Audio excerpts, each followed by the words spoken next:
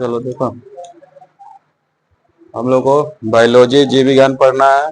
Chapter 5 नियंत्रण एवं समन्वय। उसमें बहुत चीज हम पढ़ चुके हैं। आज हम लोग कौन टॉपिक पढ़ रहे हैं? जंतुओं में नियंत्रण एवं समन्वय। जंतु में किस तरह नियंत्रण होता है और किस तरह उसमें समन्वय होता है, उसके बारे में आज हम लोग जानेंगे। ठीक है, क्या मेरा टॉपिक है? जंतुओं में नियंत्रण एवं समन्वय। जंतु मतलब समझ रहा है ना? क्या? जीव जंतु। जंतुओं लिखा हुआ है, जंतुओं का मतलब क्या हुआ? जानवर। जंतु मतलब जानवर। जानवरों में नियंत्रण एवं समन्वय। ठीक है, जीव जंतु मतलब उसमें सब आ गया, मनुष्य उन्नीस सब आ जाएगा। ठीक है ना, पक्षी उक्षी सब आ जाएगा। जीव जंतु कहेगा तब। यहाँ सिर्फ क्या है? जंतुओं में नियंत्रण एवं समन्वय। तो जंतु मतलब जानवर की बात है। किसकी बात है? जानवर में हम लोग, जानवर में भी नियंत्रण और समन्वय होता है। जिस तरह मनुष्य में होता है उस तरह उसमें भी होता है। तो किस रूप से होता है उसके बारे में हम लोग आज जानते हैं। तो जंतुओं में दो तरीके से नियंत्रण एवं समन्वय होता है। कितने तरीके से? दो तरीके से क्या होता है? नियंत्रण एवं समन्वय होता है। जंतुओं में जो नियंत्रण होता है वो दो तरीके से होता है, एक नियंत्रण और समन्वय। तो पहला तरीका क्या है? रासायनिक नियंत्रण एवं समन्वय। पहला तरीका क्या है? रासायनिक नियंत्रण एवं समन्वय। दूसरा तरीका क्या है? तंत्रिकीय नियंत्रण एवं समन्वय। दूसरा नियंत्रण क्या है? तंत्रिकीय नियंत्रण एवं समन्वय। पहला नियंत्रण क्या है? रासायनिक नियंत्रण एवं समन्वय। ये किसमें होता है? जंतुओं में दो तरीके से समन्वय होता है, नियंत्रण एवं समन्वय। पहला क्या है? रासायनिक नियंत्रण एवं समन्वय। दूसरा क्या है? तंत्रिकीय नियंत्रण एवं समन्वय। अब हम लोग जानते हैं रासायनिक नियंत्रण समन्वय क्या है। हमारा क्वेश्चन क्या होगा? जैसे एग्जाम में पूछेगा किस तरह का क्वेश्चन कि जंतुओं में रासायनिक समन्वय कैसे होता है, या ऐसे भी पूछ सकता है जंतुओं में रासायनिक नियंत्रण एवं समन्वय कैसे होता है। ठीक है, जंतुओं में रासायनिक नियंत्रण एवं समन्वय कैसे होता है। तो चलिए हम इसको जानते हैं। तो जंतुओं में रासायनिक समन्वय, रासायनिक समन्वय रासायनिक यौगिकों के द्वारा होता है। किसके द्वारा? रासायनिक यौगिकों के द्वारा होता है। किसके द्वारा होता है? रासायनिक यौगिकों के द्वारा होता है। किसका नियंत्रण? जंतुओं का नियंत्रण, जिसे हम लोग क्या कहते हैं? हार्मोन कहते हैं। हम लोग के शरीर में भी हार्मोन है, उस तरह जंतुओं में भी क्या है? हार्मोन है, जिसे हम लोग क्या कहते हैं? हार्मोन कहते हैं। हार्मोन मंद गति से कार्य करता है। जंतु में जो हार्मोन होता है वो किस रूप से कार्य करता है? तो मंद गति के रूप में कार्य करता है। जंतु में जो हार्मोन होता है वो किस रूप से काम करता है? मंद गति के रूप में कार्य करता है, जो शरीर में उत्तेजना पैदा करता है। शरीर में उत्तेजना पैदा करता है। उत्तेजना मतलब समझ रहा है ना? जोश लाता है। क्या लाता है?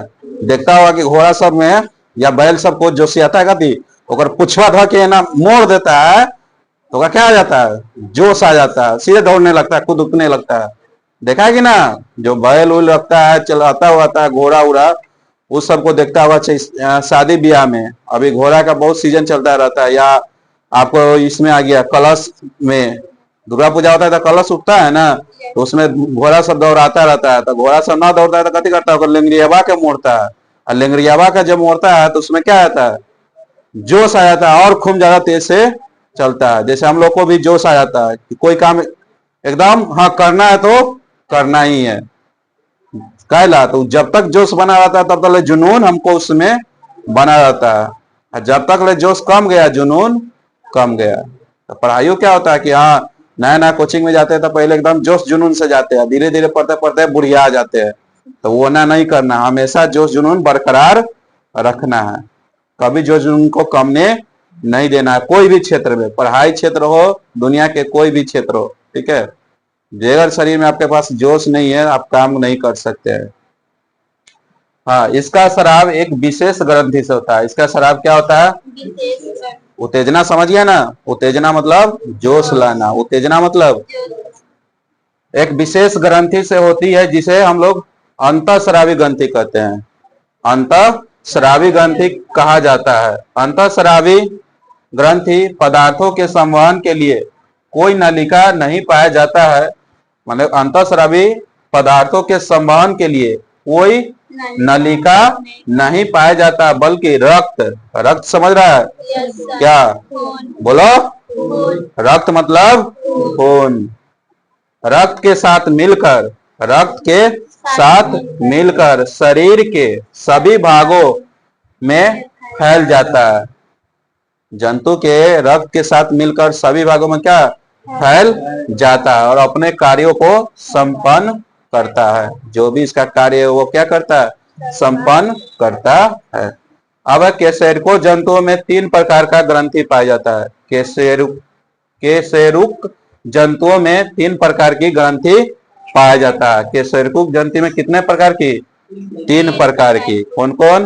अंतःस्रावी ग्रंथि, बाह्यस्रावी ग्रंथि और मिश्रित ग्रंथि। ठीक है, अंतःस्रावी ग्रंथि, बाह्यस्रावी ग्रंथि और मिश्रित ग्रंथि। किसमें? केशेरुक जंतुओं में 3 प्रकार की ग्रंथि पाया जाता है। याद रखेंगे, पूछेगा केशेरुक में कितने प्रकार की ग्रंथि पाया जाता है?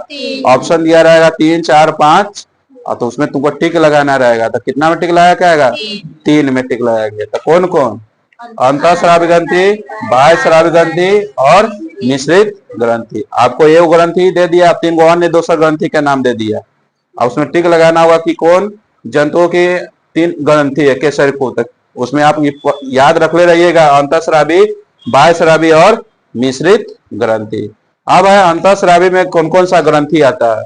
तो पीयूष ग्रंथि, जिसको हम लोग मास्टर ग्रंथि बोलते हैं। जिसको हम लोग क्या बोलते हैं? मास्टर ग्रंथि। पीयूष ग्रंथि को क्या बोलते हैं? मास्टर ग्रंथि। जैसे हम लोग के शरीर में मास्टर ग्रंथि कहाँ होगा? यहाँ मस्तिष्क, ये देख रहा है ना, यहाँ यहीं पर मास्टर ग्रंथि है। ठीक है ना? भगवान के तीसरा नेत्र खुले जी शंकर जी के, तब प्रलय आ जाए कहे छी ना, वही यहाँ पर हम लोग का तीसरा ग्रंथि है, पीयूष ग्रंथि। दूसरा थायराइड ग्रंथि। थायराइड समझता है? यहाँ होता है घेंगा रोग। देखा हुआ गला फूला रहता है कोई व्यक्ति का, देखता रहता है ना, कहीं अपना गांव मोहल्ला में कहीं दिख जाए या फिल्म उलिम में दिख जाए तो वहां ऐसे फूला हुआ है, उसको देखा मतलब क्या उसमें कमी है? थायराइड ग्रंथि कम। यकृत, यकृत भी हमारे शरीर में पाया था। जैसे जंतु के में अधिवृक्क ग्रंथि और जनन ग्रंथि। जनन ग्रंथि तो एकदम पढ़ चुका हुआ है। जनन ग्रंथि पढ़े हैं ना हम लोग? अरे बायोलॉजी में दूसरा चैप्टर है कि तीसरा चैप्टर है? छठा। हाँ, इसके बाद है जनन ग्रंथि। उसके बाद बाह्यस्रावी। तो बाह्यस्रावी ग्रंथि में कौन कौन होता है? श्वेत ग्रंथि, दुग्ध ग्रंथि, श्लेष्मा और लाल ग्रंथि। लाल मतलब जो जीव से न चिपकते है, लाल उसी को होता है लाल ग्रंथि। और मिश्रित में एक होता है कौन? अग्नाशय ग्रंथि। मिश्रित में कौन होता है? अग्नाशय ग्रंथि। अब चलिए हमारा दूसरा प्रश्न, तंत्रिकाएं नियंत्रण एवं समन्वय किसे कहते हैं? तंत्रिकाएं, तंत्रिकीय नियंत्रण एवं समन्वय किसे कहते हैं? तो याद रखेंगे, दिमाग और दिमाग के द्वारा, सब दिमागे के खेल है। ठीक है, दिमाग और दिमाग के द्वारा बनाया गया वैसा तंत्र जिसके द्वारा नियंत्रण एवं समन्वय की घटना इंसानों और जंतुओं में संपन्न होती है, उसे हम लोग क्या कहते हैं? तंत्रिकीय नियंत्रण एवं समन्वय कहते हैं। जैसे हमको भूख लगना, प्यास लगना, घृणा होना, नफरत होना, यह सब किसके कारण होता है? दिमाग के द्वारा। यो क्या कहता है? दिमाग और दिमाग के द्वारा बनाया गया वैसा तंत्र जिसके द्वारा नियंत्रण एवं समन्वय की घटना इंसानों और जंतुओं में, इंसानों भी कह रहा है, किसमें? इंसानों और जंतुओं में संपन्न होती है, उसे क्या कहते हैं? तंत्रिकीय नियंत्रण एवं समन्वय कहते हैं। इसका मतलब क्या समझेंगे? कौन सा ही घटना होगा? हमारे शरीर में जब भूख लगता है, ठीक है, प्यास लगता है और घृणा होता है, नफरत होता है। हालांकि सब करने की कोई जरूरत नहीं है, किसी से भी घृणा नहीं कीजिए, किसी से नफरत नहीं करना है। क्या हम लोग एक भाईचारा का नाता है, पढ़ना लिखना जिंदगी भर तो यहाँ है नहीं, साल भर है फिर पढ़ेंगे लिखेंगे, किसी से मारपीट किसी से नफरत गिरना करने की कोई बात नहीं है। इतना पढ़ने के बाद एक भाईचारा का विचार रहेगा, कहीं तुम कोई और सब्जेक्ट लेगा इंटर में, वो कोई और सब्जेक्ट लेगा, कभी भेंट मुलाकात होगा तो हाँ हाँ ये लो हो गया। तो किसी से क्लास में नफरत नहीं करना, किसी से कोई घृणा नहीं करना, दोष नहीं करना। तो यह सब भी किसके कारण होता है? हमारे दिमाग के कारण होता है। ठीक है, किसके कारण? क्या? दिमाग के कारण। भूख लगना, प्यास लगना, नफरत होना। एक तो बहुत नफरत है, भूख लगना, प्यास लगना और नफरत। इसको याद करके आप लोग घर से आइएगा। ठीक है, आगे हम लोग पढ़ेंगे तंत्रिका तंत्र, जिसको हम लोग नर्वस सिस्टम। तंत्रिका तंत्र जिसको हम लोग क्या बोलेंगे? Nervous system. तो इसका एक संरचना होता है, आप देखिएगा बुक में। ठीक है, लो यह बुक है, इसको आपको घर से बना के लाना। यही है तंत्रिका तंत्र। यह फिगर बनाना है, सीखना है, कल इसके बारे में हम लोग विशेष पढ़ेंगे। ठीक है, 5 नंबर में पूछता है, 2 नंबर पूछ देता है, उसके बाद हम लोग मस्तिष्क के बारे में जानेंगे। ठीक है, आज जितना पढ़ाए हैं इसको, ये तो मेन हम अपना तरफ तरीके से पढ़ाए हैं। आप लोग को ज्यादा विशेष किताब के नॉलेज लेना है तो यह मेरा टॉपिक है, क्या? जंतुओं में नियंत्रण और समन्वय। यह पढ़िएगा, यहाँ तक की टॉपिक क्लियर हो गया। ठीक है, यहाँ से पढ़ाई हुआ, यहाँ तक ही पूरा इसमें समरी है। आप विशेष और ज्यादा पढ़ के इसको क्वेश्चन समझ सकते हैं। तंत्रिका कोशिका और न्यूरॉन हम लोग कल पढ़ेंगे। ठीक है।